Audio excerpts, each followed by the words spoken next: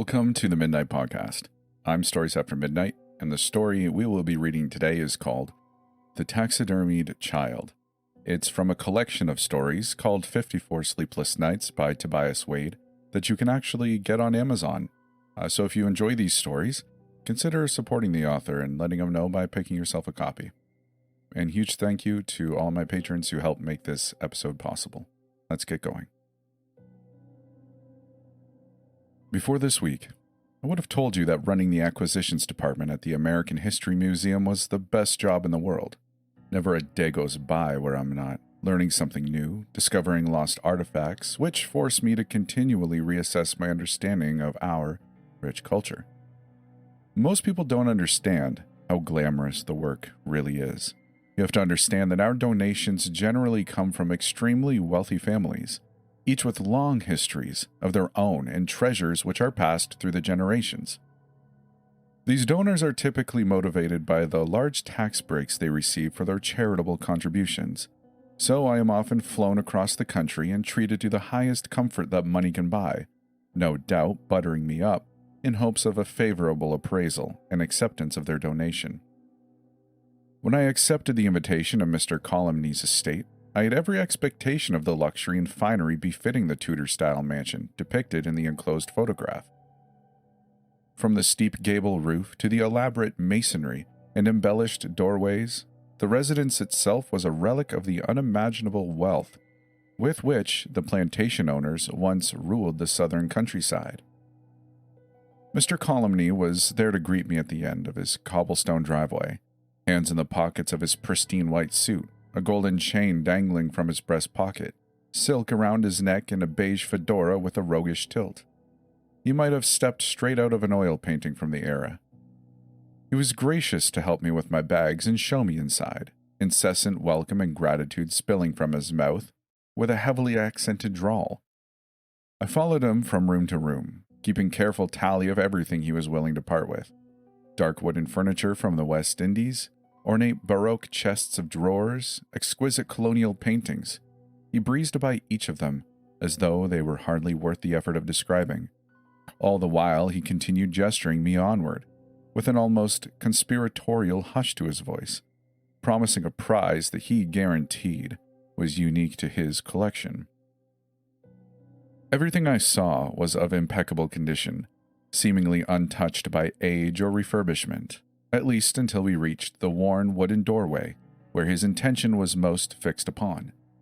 Opening this with a flourish, he led me inside to a bare and dilapidated room. Once painted red, the humidity in the air had long since stripped all life and color from the walls, to leave the most dreadful pale streaks and blotches around us. The sole furniture was a splintered three-legged stool, the sole occupant a small brown-skinned boy sitting atop it. "Oh, he's held up well, hasn't he?" Mr. Columny said, puffing out his chest with pride. "They don't usually last more than a year, you know. The skin discolors something awful and starts to stretch and peel away. It's been over 100 years since he's died, but he still looks like he could jump up and skip around, doesn't he?" I'd never seen a taxidermied human before, and I didn't feel qualified to comment on the condition. He was right about how real it looked, though. I had the most unnerving feeling that the boy was looking right at me, and that if I were to turn away for a moment, I might find him in an altogether different position. A clear stitching was visible in the dark skin, which ran up one side of his body, disappeared into his curly black hair, and emerged again on the other side. His eyes were made of glass, but a stern judgment still lingered in his furrowed brow, as though he knew exactly what had happened to him and blamed me for his fate. "Would you like to know the secret?" Mr. Columny pressed with a hot whisper down the back of my neck. "Why the skin stayed so fresh?" He waited for a moment, and continued without the least bit of encouragement. "Even modern taxidermists couldn't preserve someone this well, because they all make the same mistake. They'll wait until the subject is dead to begin the tanning process." Mr. Columny rolled back on both of his heels, puffing out the gold on his chest, and looking immensely pleased with himself. Then, to address the shock and disgust on my face, he added, "Don't worry, it was all perfectly legal. The boy was my family's property, after all. It's better than what could have happened to him. Now, wouldn't that be an interesting exhibit in your museum?" Still too shocked to address the macabre sight, I professed interest in returning to inspect the rest of the house. Mr. Colomny became indignant, though, insisting that this was his rarest and most valuable possession. I told him directly that our museum would not feature such a disturbing display, visibly angering the man whose voice quivered when he next spoke. He told me that he would give nothing to any museum with such a selective view of history, and that I was no longer welcome in his house. I was only too happy to oblige, grateful for the cleaner air outside that vile room. I left Mr. Colomny on no uncertain terms and returned to my museum empty-handed, telling nothing of the incident and doing my best to put it out of my mind entirely. That should have been the end of it. But not a week later, I was in my office preparing for a meeting with Professor Horvat of New York's Natural History Museum when someone began to hammer on my door. Before I could welcome my unexpected guest, the door opened and I was confronted with Mr. Colomny once more. I don't believe he had changed his clothes since the day I had seen him last. His white suit was dull and stained with yellow sweat, his hair unkempt and greasy. Too surprised to protest, I backed away and made room for him as he entered my office, dragging a luggage cart behind him. The object on the cart was concealed beneath a white sheet, but by its size and shape I could easily guess that the boy was seated underneath. Mr. Colomny ducked back into the hall for a moment to ensure his discretion, then returned, closing the door behind. "What are you doing here? Get out! Get out!" I insisted, but he only shooed me away with his hands before sitting heavily before my desk. His face was flushed, as though he'd been running, and he seemed to need a moment to catch his breath before he could speak a word. "Look, maybe if you scheduled an appointment I could work something in this afternoon," I said, trying my best to sound reasonable, although I was trying to think of excuses to cancel, even as I said it. "As it is, I'm already expecting—" "You've got to take him," Mr. Colomny interrupted with passion. "I can't have him in my house anymore. Not for another night. I won't." Already I could hear voices and footsteps in the hallway outside. The thought of being caught by Professor Horvat with this wretched thing in my office was too much to bear.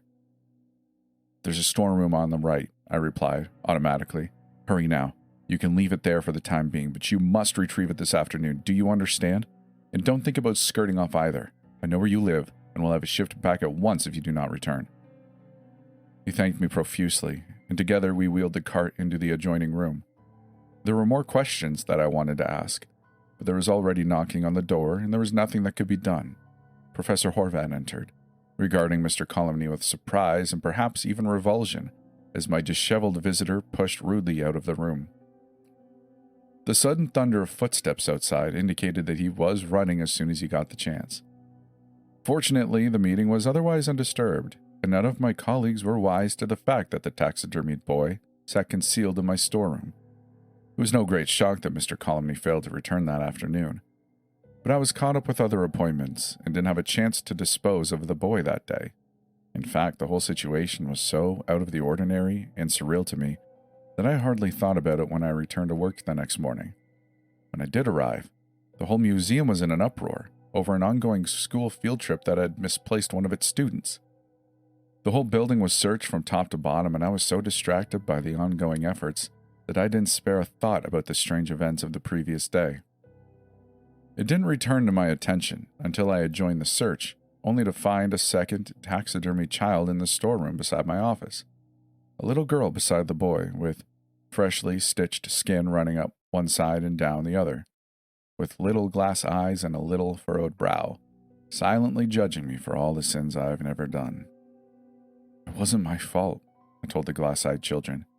"I didn't do anything to either of you, and I would have stopped it if I could, but of course that didn't help them in the least, and they couldn't stay here, and it would only be a matter of time before the missing student was identified. I keep them both in my house now, waiting to hear back from Mr. Colomny. The house I visited has been sold already, and I can't exactly ship them back to the innocent people who live there now. I know I should burn them, or bury them, or chop them up, or throw them in a lake. I know I shouldn't feel guilty for what happened to them, but I can't even hide them in the closet without feeling ashamed. Instead, the boy is sitting at my kitchen table, the girl propped up beside the dresser in my room. I didn't do this to either of them, but I know that if I treat them poorly, or ignore how they suffered, and I find a third has joined them one day, then that one will really be my fault. And that would be as bad as stitching them up myself. So I wish them good morning and good night. I read to them from the paper, and I keep the light on when they're alone in the room, and I wait for the day their brows are smooth and I catch them smiling again. That's it. I really hope you enjoyed this story. If you did, consider liking the video. If you're on YouTube, maybe leave a comment or do whatever you can do on the podcasting platforms. I'm not sure what your options are, but either way, I really appreciate you stopping by and listening to this episode. Huge shout out to my patrons who so generously support the Midnight Podcast. I really do appreciate it. And thank you for listening. If you'd like, you can come join our Discord and hang out with us. It's pretty quaint. Nothing too big going on, so you won't be bothered too much, which is always nice. Outside of that, I hope you enjoyed it, and we'll see you in the next one.